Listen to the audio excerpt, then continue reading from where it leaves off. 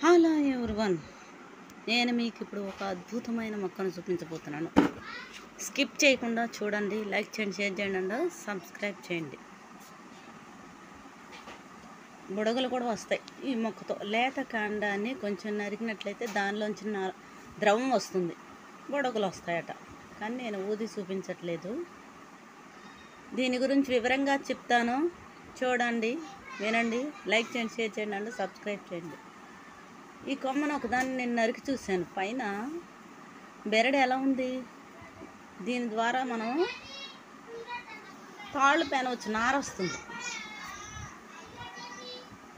కానీ పైన ఎలా ఉంది, ఉయ్యాలు చూడటానికి ఉయ్యాలు ఊగేలా ఉంది, అందంగా ఉంది. కానీ ఉయ్యాలు ఊగలేం, ఎందుకని? ముళ్ళు గుచ్చుకుంటాయి, ముళ్ళుంటాయి ఈ చెట్టుకి. ఈ చెట్టు కొమ్మలు ఈ విధంగా వంపు తిరుగుతాయి, కాండం కొమ్మలు వంపులు తిరిగి మెలికలుగా ఉంటాయన్నమాట. కానీ దీనికి ముళ్ళు ఉంటాయి, అవి షార్ప్గా ఉంటాయి, గుచ్చుకుంటాయి. ఈ చెట్టు గురించి వివరంగా చెప్తున్నాను, వినండి. దీన్ని కోరింత చెట్టు అంటారు అందరూ కూడా. ఈ తీగలు, ఆకులు మరియు మొత్తం నిర్మాణంతో సహా మొక్క యొక్క వివిధ భాగాలను వర్ణిస్తాయి. ఇది ఎంటాడా అభిసినికా. దీనిని సాధారణంగా కొన్ని ప్రాంతాల్లో కోరింత మొక్కని పిలుస్తారు.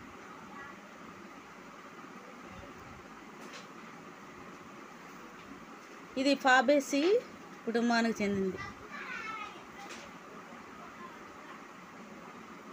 ఇది ఒక పెద్ద వుడీ క్లైంబర్. చూసారా, కలపలాగుంటుంది కానీ పాకుతుంది. క్లైంబర్ అంటే ఏంటి? తీగ. వుడీ క్లైంబర్ అన్నమాట. లేకపోతే లియానా కొన్నిసార్లు చిన్న చెట్టుగా కూడా పెరుగుతుంది.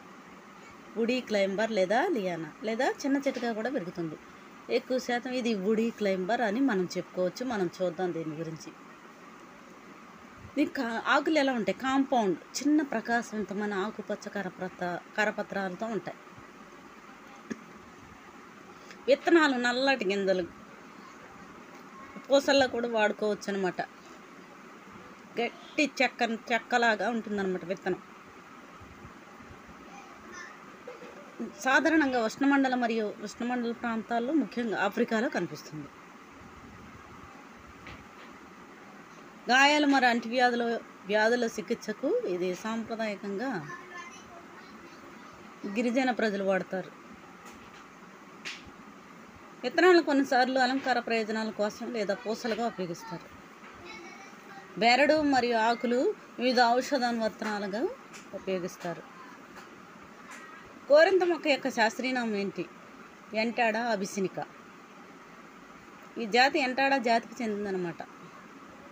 ఇందులో ఫాబేసి కుటుంబంలో సుమారు 30 రకాల చెట్లు, పొదలు మరియు ఉష్ణమండల లియానాలు ఉంటాయి. ముఖ్యంగా ఎంటాడా అభిసినికా ఆఫ్రికాకు చెందినది మరియు దాని సమ్మేళన ఆకులు మరియు ముఖ్యంగా 1.5 మీటర్ల పొడవు వరకు పెద్ద సీడ్ పాడ్లకు గుర్తింపు పొందింది. చిన్న కొమ్మను కోసి చూశాను, ఆకులు చాలా అందంగా ఉన్నాయి. ఆ చిన్న మొక్క పైభాగం కూడా వంపు తిరిగి ఉంది, తీగ వలె వంపు తిరిగి ఉంది. ఆకులు చూసారు ఎంత అందంగా ఉన్నాయి, చింతాకులాగా ఉన్నాయా? చాలా వరకు చింతాకులాగానే పూసలు కలిగిన మొక్కలు ఉంటున్నాయి, గమనించారా?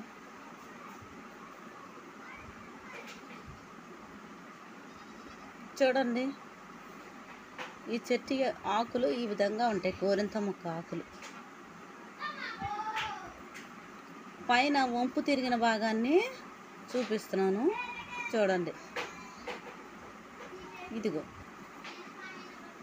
ఈ విధంగా కాండం నుంచి వచ్చే ప్రతి కొమ్మ ఇలా మెలితిరిగిపోతుంది, కాండం కూడా మెలితిరుగుతుంది.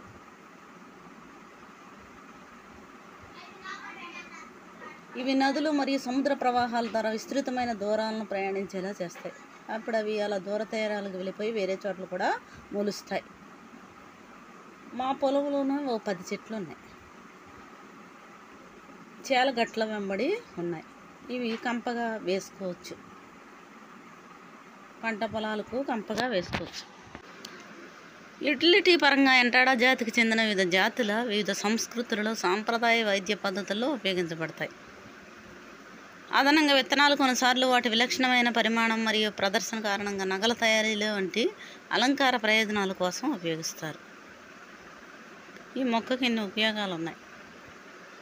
ఎందుకు ఈ విధంగా మెలికలు తిరిగి ఉంది మొక్క అని నేను మీకు చూపించాలనుకున్నాను, చూపిస్తున్నాను. ఎంటాడా అబిసినికా గురించి మనం ఇప్పుడు తెలుసుకున్నాం కదా. ముందుగా సబ్స్క్రైబ్ చేయండి, లైక్ చేయండి అండ్ షేర్ చేయండి. ఎంటాడా అబిసినికా అనే ఈ చెట్టు నుంచి దగ్గు, బ్రాంకైటిస్ మరియు రొమాటిజం చికిత్సల్లో ఔషధాలు తయారు చేస్తారు. చాలా ఉపయోగాలు ఉన్నాయి ఈ చెట్టు గురించి. యాంటీ బ్యాక్టీరియల్ మరియు యాంటీ ఆక్సిడెంట్ లక్షణాలను కలిగి ఉంది ఈ మొక్క.